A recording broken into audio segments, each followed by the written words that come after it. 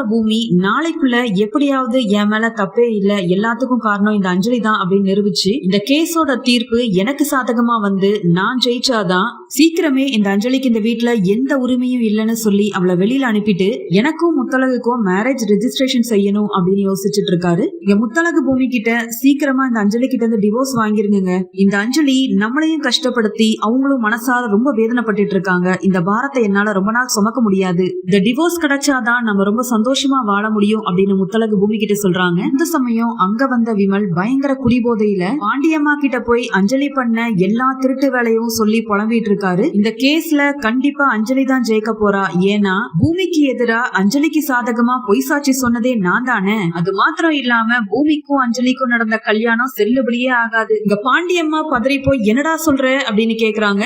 அஞ்சலி பூமியை ஏமாத்தி register marriage பண்ணிட்டோன்னு பொய் சொன்னா, ஆனா இவங்க கல்யாணம் ரெஜிஸ்டர் ஆகவே இல்ல. ஆனாலும் இந்த அஞ்சலி பூமி கூட சேர்ந்து வாழ்றதுக்கு நிறைய தில்லுமுள்ளு வேலை பண்ணி வச்சிருக்கா, அது எல்லாத்துக்குமே துணை போனது நான் தான் அப்படின்னு அஞ்சலியை பத்தின எல்லா உண்மையவும் குடிச்சிட்டு வந்து புலம்பிட்டு இருக்காரு விமல்.